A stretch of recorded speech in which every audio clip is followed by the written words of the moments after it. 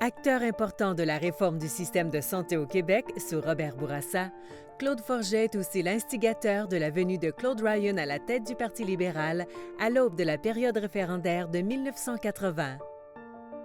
Bienvenue à Mémoire des députés.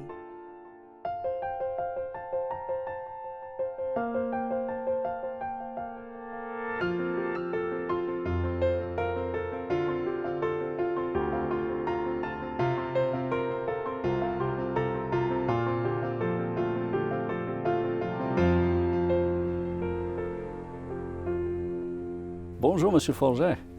Bonjour. Bienvenue à Mémoire de député. Merci. Vous êtes né à Montréal. Comment décrirez-vous votre enfance, votre adolescence, là? Ah, écoutez, oui, je suis né à Montréal, au plein centre de Montréal. Mes parents avaient une maison au Carré Saint-Louis. Ah, On ne peut pas être plus au cœur de la ville que cela. Et je pense que pour réaliser il y a combien de temps que c'était tout ça, je dois dire que je me souviens de la déclaration de la guerre de 1939-45. Je me souviens que mon père est arrivé en fin d'après-midi à la maison et a déclaré à ma mère « La guerre est déclarée ». Je me souviens de ce bout de phrase. Évidemment, c'est probablement son ton solennel, même dramatique, qui a impressionné ma mémoire d'enfant. J'avais 3 ans et demi à l'époque. C'est assez même étrange de me souvenir de cela alors que j'étais si jeune. Et après, je me souviens des choses qui, au Canada, ont accompagné la guerre, les coupons de rationnement pour le beurre, le café, l'essence, et évidemment l'armistice du mois de mai 1945, parce que ça m'a valu un congé scolaire. Écoutez, j'ai eu une enfance comme tout le monde, très, très simple. Quoi dire? Bon, j'ai fait l'école primaire et puis les études, etc. C'était le monde de l'après-guerre, donc un monde qui était prospère, plein d'espoir pour l'avenir. Et d'ailleurs, c'était une période, parce qu'en France, on désigne les 30 glorieuses qui ont duré de 1945 à 1975 et qui sont encore, dans l'espoir des gens qui ont vécu cette période-là, ou des historiens, une période dorée dans toutes les économies occidentales, et puis y compris, évidemment, l'économie canadienne. Très chanceux d'être né à ce moment-là et d'avoir vécu ces années qui apparaissent en rétrospective comme plus faciles que la période contemporaine, certainement pour les jeunes. On le voit un peu partout. Mais finalement, bon, les gens s'adaptent à une situation plus difficile que celle que nous avons connue. Très chanceux, donc, au départ. Après votre licence en droit, vous avez changé de vocation pour l'économie, avec des études dans 2 universités prestigieuses. Pourquoi l'économie? Pourquoi c'était plus attirante que le droit? Oui, écoutez, à 22 ans, j'avais terminé mes études de droit et j'étais membre du barreau. Je me suis dit, c'est pas vrai que pendant les 45 prochaines années, ma vie va se résumer à travailler comme avocat dans une étude légale. J'avais terminé très bien parmi les premiers de la classe, donc ce n'était pas un désaveu de la formation juridique, mais surtout le goût de changer de perspective. Vous savez, le droit, c'est une discipline normative. Par le droit, nos sociétés cherchent à dire aux collectivités et aux individus comment vivre, quoi faire, quels sont les standards à respecter, les normes et les limites à ne pas dépasser. Je voulais avoir aussi l'expérience de voir la vie et d'apprendre comment la société fonctionnait pour vrai. Donc, une étude plus portée vers la réalité que vers des normes abstraites. Et j'ai été séduit par l'étude de l'économie, donc je suis parti à Londres, au London School of Economics, pendant 4 ans, pensant que ce n'était qu'un détour pour revenir au droit, mais finalement, je n'y suis jamais revenu. J'ai en plus été pendant 2 ans à Johns Hopkins, aux États-Unis, pour préparer un doctorat en économie. et en génie industriel, que j'ai complété, où j'ai complété la scolarité, mais après presque 11 ans dans 3 universités et 3 pays différents. J'avais à ce moment-là une épouse et 2 enfants. J'avais le goût de m'insérer dans un contexte qui n'était pas le contexte des études. Et j'ai accepté un poste de professeur d'économie à l'Université de Montréal, au département d'économie. Et je n'ai jamais regardé en arrière. Le droit était... je continuais à payer les cotisations comme membre du barreau pendant des années, me disant que peut-être un jour j'y reviendrai. Mais finalement, j'ai laissé tomber. Après ces 6 ans d'université à l'extérieur, quand vous êtes revenu au Québec, est-ce que vous avez pensé que le Québec avait changé dans ce temps-là? Ou... Bien, je m'en doutais un peu. Je vais vous dire, j'étais à Londres, mais j'ai appris la mort de Duplessis à l'automne 1959, parce que j'étudiais déjà à Londres à ce moment-là. Mais j'ai fait un voyage à Paris et des amis canadiens qui étaient à Paris et que je rencontrais m'ont parlé du décès récent de Maurice Duplessis. J'étais loin du Québec. C'était un fait que je soupçonnais important, mais je n'y ai plus repensé beaucoup pendant les années qui ont suivi. J'avais une autre vie dans un autre environnement. Mais finalement, après 6 ans, comme vous dites, je reviens au Québec le jour précis de l'élection qui a vu la défaite des libéraux de Jean Lesage et la victoire de l'Union nationale. Donc, entre ces 2 périodes, s'était passé la Révolution tranquille.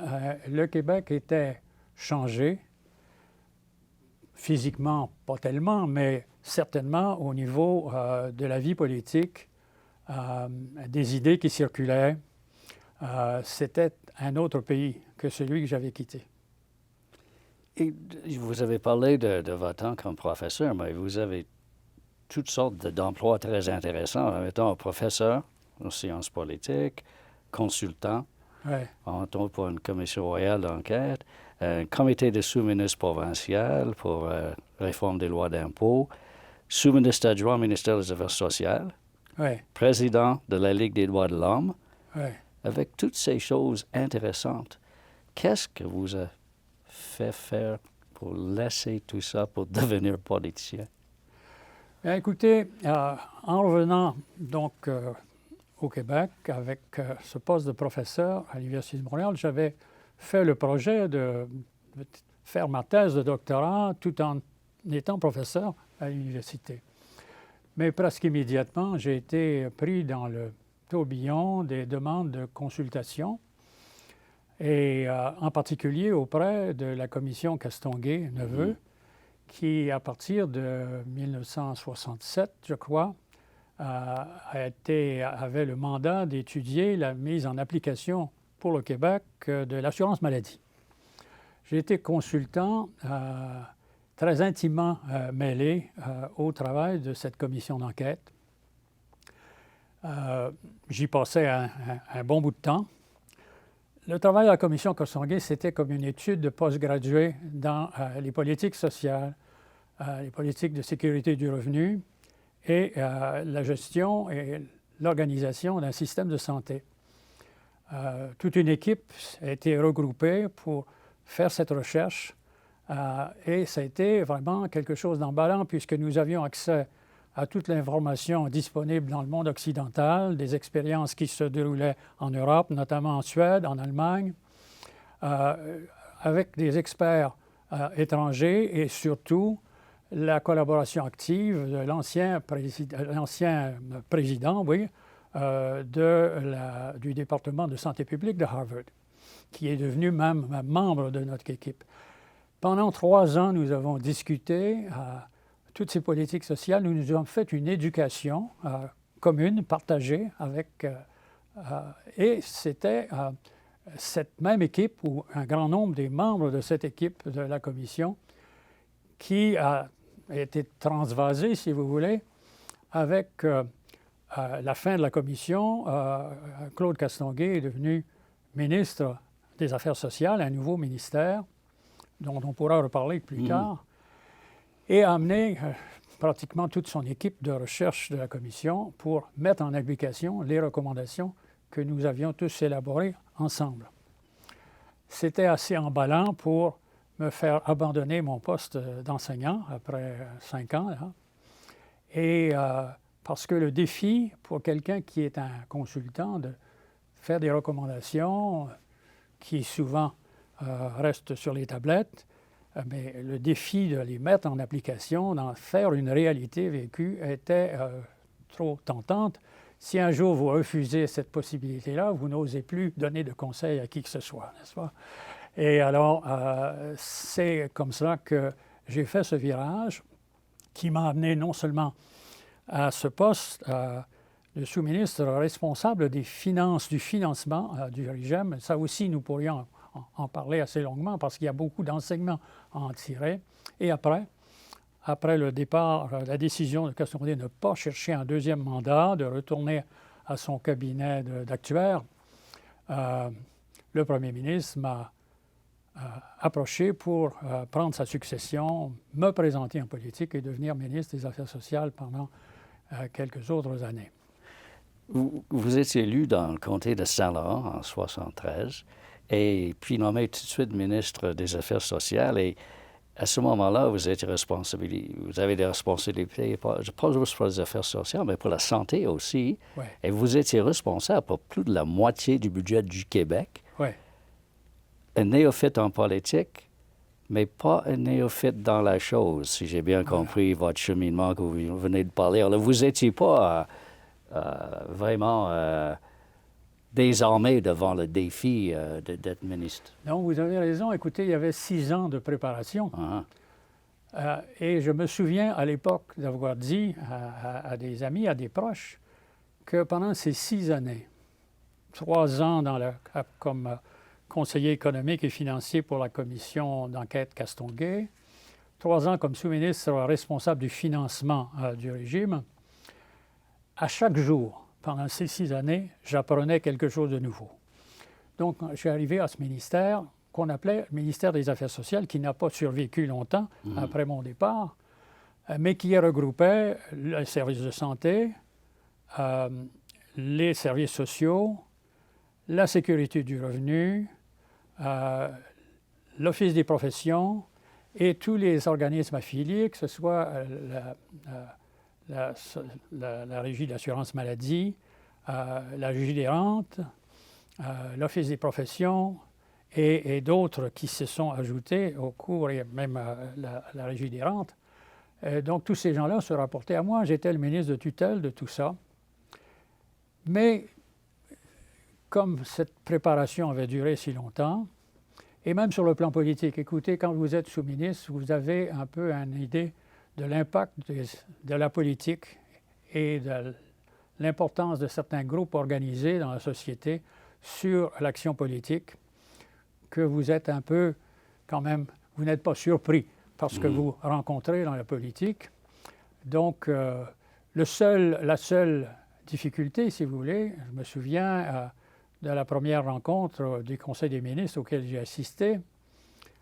J'étais avec un autre, Fernand Lalonde, qui était aux institutions financières. J'étais les seuls nouveaux de ce cabinet qui avait traversé la période de 70 à 73. Il y avait beaucoup de gens alentour de la table qui auraient aimé avoir le poste que j'occupais, qui était, comme vous l'avez indiqué, un poste de première importance, puisque avec toutes ces responsabilités, ça représentait 40 ou un peu plus de 40 du budget de l'État. Alors, il y a eu évidemment quelques tentatives de me déstabiliser dans la première séance par ses collègues qui étaient un peu... Mais comme je connaissais bien le domaine et que je ne suis pas d'une nature timide dans ces circonstances-là, alors ça n'a duré que qu'une heure et après, le problème était réglé pour le reste du mandat. Où avez-vous commencé à faire des changements? On ne se rend pas compte qu'avant le ministère des Affaires sociales, il y avait un ministère de la Santé, il y avait d'autres organismes, tout ça a été regroupé, mais c'était dans un état d'amateurisme, de bricolage absolument incroyable. Vous savez, à l'époque, les hôpitaux dépensaient ce qu'ils voulaient au Québec. Et un exemple extrême, c'est que sur le conseil d'administration de certains hôpitaux, il y avait des directeurs de certaines des grandes banques canadiennes.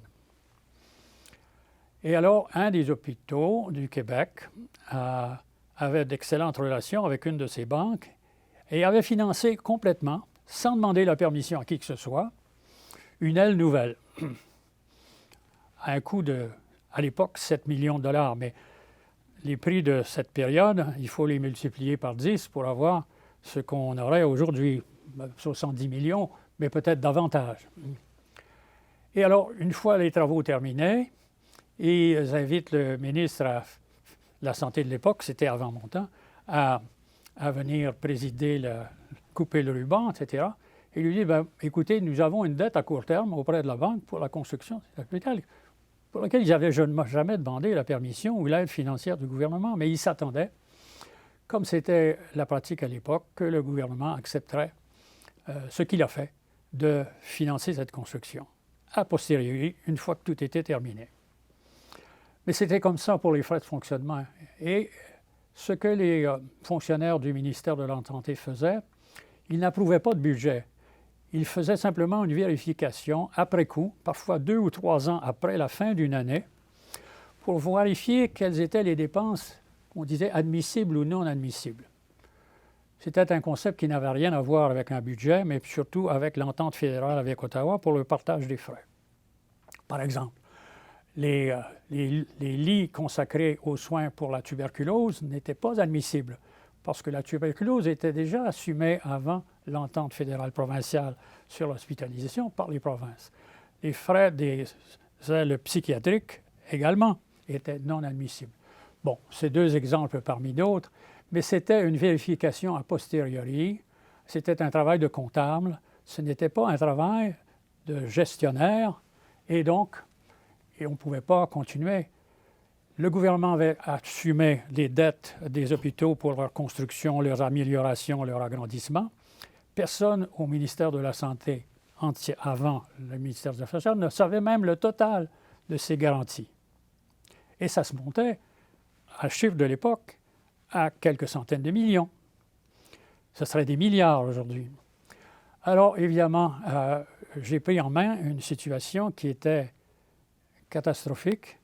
J'ai instauré un nouveau système de financement où on accordait des budgets avant le début de l'année qui était visé, un système de contrôle auprès des banques de manière à ce qu'ils ne consentent des prêts aux institutions publiques lorsqu'ils avaient une permission écrite de la part du ministère, ce qu'elles ont accepté parce qu'autrement, elles savaient très bien qu'elles ne seraient jamais remboursées.